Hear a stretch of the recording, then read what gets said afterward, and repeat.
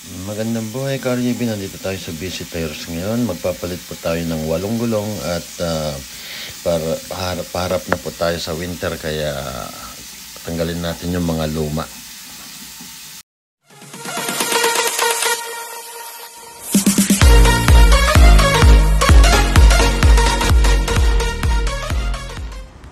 Okay guys, dito tayo, magpapalit tayo ngayon ng 8 gulong.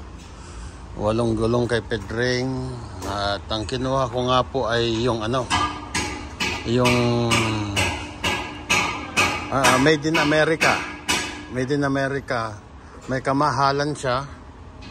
It's about kasi ang hinahanap ko yung Hankook, wala sila guys. Kaya ang kinuha ko yung Made in America. Ito yung Kwan General. Meron tinuro sa akin dito, mura ito, pero China. Ayaw ko ng Kwan. Ayaw ko kasing gumamit yan, sa totoo lang. Ayaw kong gumamit ng mga ganyang Kwan gulong. Kaya dito tayo sa Made in America. Kung wala sila nung yung hinahanap ko na gulong, yung Hankook na Korea.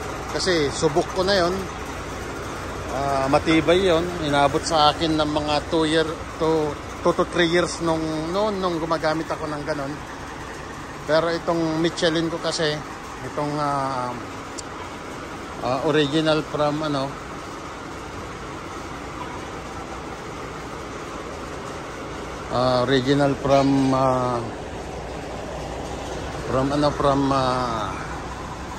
Casa, putput na. Ito, andito tayo sa inspection. Okay pa naman. Magaganda pa naman tong ating gulong. Ayun ang lalalim pa. Malalalim pa. Pero syempre, ito kasi umano doon sa okay pa naman, wala namang problema. Malalalim pa. At ito po ay yung original na kwan natin ito, yung gulong natin ito, yung Michelin ito. Yan. Ito po yung original na gulong ni Pedring nung inilabas natin sa Casa, 3 years ago. So ito, kasi yung pagbabasihan guys dito sa gulong, dito ito mga ngipin na ito, pag umabot ka dyan, yun na, papalitan na. Pero siyempre, nasabay sa inspection. Pero ito, sabi, iiwan daw to kasi ang gaganda pa, ang kwan pa, lalalim pa ng niya. May sinasuggest sa akin na $10 daw per $10 daw. Ayaw ko nun. Yung re-regroove ba? Palalaliman yung guhit, ayaw ko nyan. So masabugan pa tayo dyan sa USA, magbayad pa tayo ng So magpapaalam na tayo kay Michelin, magpapaalam na tayo dito sa mga gulong natin. Pero ito, iuwi ko ito kasi reserba, gagawin kong reserba. Magpapalagay ako ng dyan, paglalagyan ko ng reserba. Pero sa totoo lang ito mula nung ginamit ko, inilabas ko si Pedring guys, mula nung inilabas ko siya, never pa akong naplatan dito sa mga gulong na to. Kaya hindi ko alam. Titignan natin mamaya pag tinanggal nila. Mula nung ginamit ko ito, wala pang natanggal, wala pang nagalaw dito sa mga ito, wala pa. Never akong binigyan ng flat, never akong nagpa-vulcanize dito. Doon sa mga trailer, oo. Pero ito truck, nakatatlong palit na rin ako dito sa harap. Pangatlo na to. Nakadalawang Firestone na ako. Kapapalit ko lang ito nung kwan, kaya bago pa ito Kapapalit ko lang ito nung April.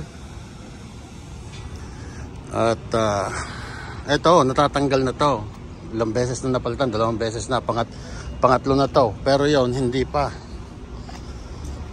Kaya parang napaka rin, napaka sakit din sa kalooban na magpapaalam na sila. Talagang ganon. Wala talagang So ito yung original na gulong natin, yung Michelin.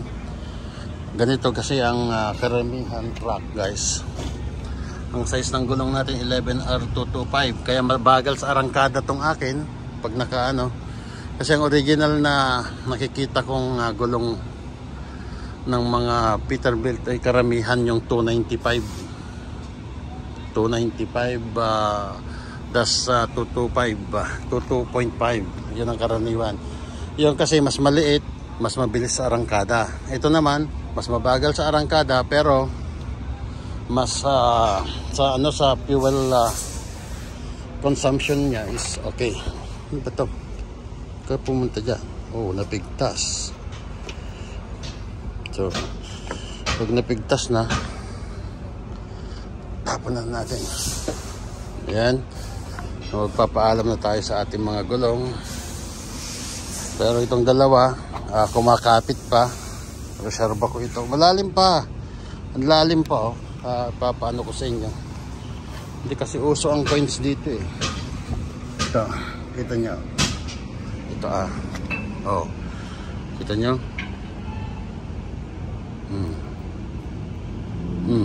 Ganyan pa, oh. Malalim pa. Hindi ko alam kung bakit. Ito pero mas tiwala pa rin ako dito sa gulong na ganito guys kaysa yung mga China. Ayaw kong gumamit ng China, kaya yung kahit may kamahalan nga, sabi ko may kamahalan, biro mo 520 plus tax pa yun, 520 mga ano,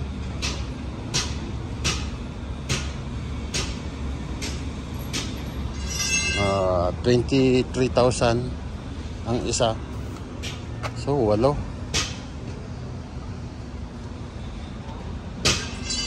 Kulang maano tayo ng 200,000 pesos sa gulong nating 8, diba? Baka maigit pa kasi ano pa, may tax pa eh. Thank you, ayan, thank you. Napakaganda na naging performance sa akin itong mga gulong na to. Ang dami na namin natakbo guys. Nakatakbo na ako ng almost 385 miles sa 3 taon. 3 years sila nanilbihan sa akin, tag-init, tag-ulan, tag-snow. Kaya pasalamatan natin tong ating mga gulong. Sana yung papalit na gulong ay ganun din ang performance para sulit. Pero ito every 170,000 miles dito sa harapan palit. 170,000 miles palit. Sa Michelin pala yun. Sa dito 140 lang, 150 sa harap. Pero ito 385 guys. Napaka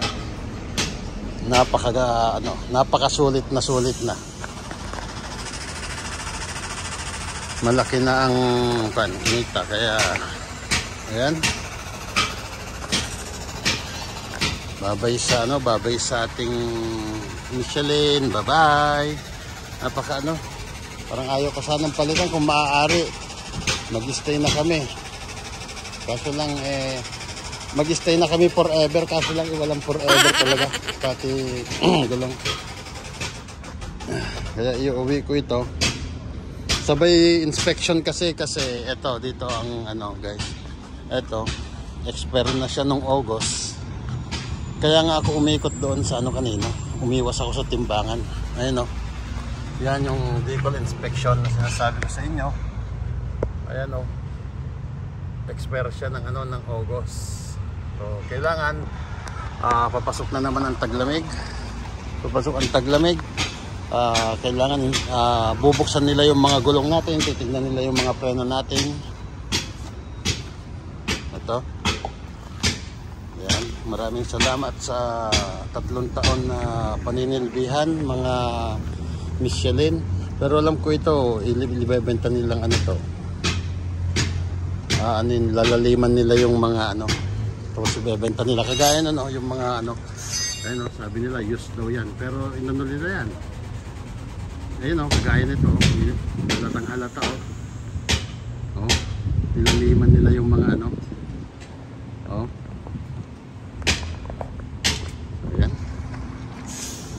Salamat sa 3 taon, mga buddy.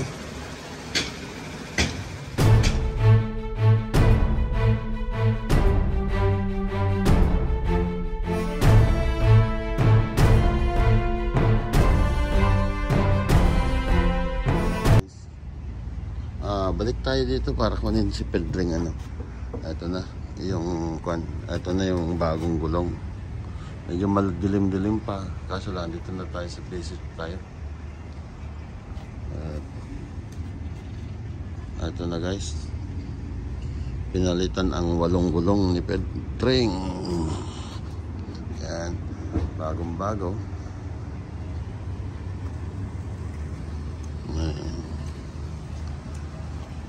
Yan guys.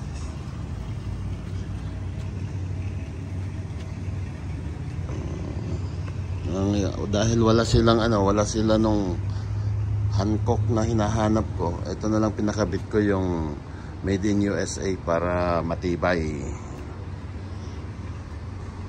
Hanggat kaya pa, wag muna tayong gumamit ng mga China na yan kasi yung quality niyan is ano.